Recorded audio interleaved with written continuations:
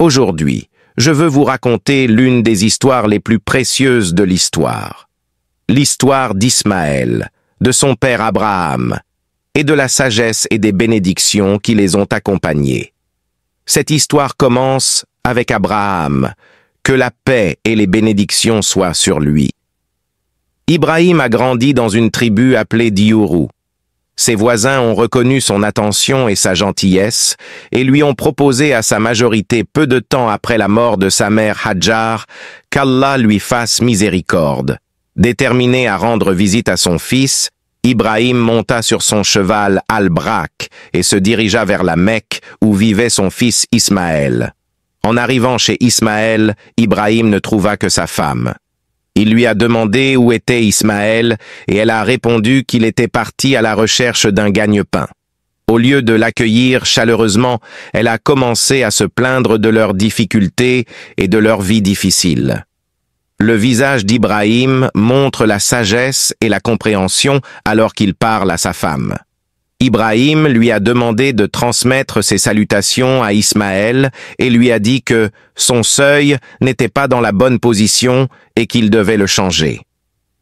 Après son retour, Ismaël a écouté l'histoire de sa femme à propos du visiteur et a immédiatement compris. Il a expliqué « Ce vieil homme est mon père. Il m'a conseillé de te quitter. » Alors Ismaël et sa première femme se sont séparés et se sont remariés plus tard. Lors d'une autre visite, Ibrahim rencontrait la seconde épouse d'Ismaël. Il lui demanda à nouveau où était Ismaël et elle répondit qu'il était parti à la recherche de nourriture et a accueilli Ibrahim avec gratitude, affichant une attitude de calme et de gratitude. Quand il lui a demandé comment ils allaient, elle a exprimé sa gratitude pour leur bénédiction et leur subsistance malgré les difficultés. Je lui ai ensuite béni leur maison et a dit « Quand votre mari reviendra, s'il vous plaît, transmettez-lui ma salutation et dis-lui que sa porte est dans la rue, au bon endroit, et il doit le garder. » Ismaël revient et sa femme lui donne ce message. Ismaël a compris après avoir entendu la description de sa femme. « C'est mon père », a-t-il dit. « Il t'a béni comme une bonne épouse et m'a suggéré de te garder. » Ismaël et sa femme ont eu 12 enfants ensemble et leur vie a été remplie de bénédictions divines. Cette lignée se poursuit et le prophète Muhammad, paix et bénédiction d'Allah soient sur lui, est un descendant d'Ibrahim. Paix et bénédiction d'Allah soient sur lui.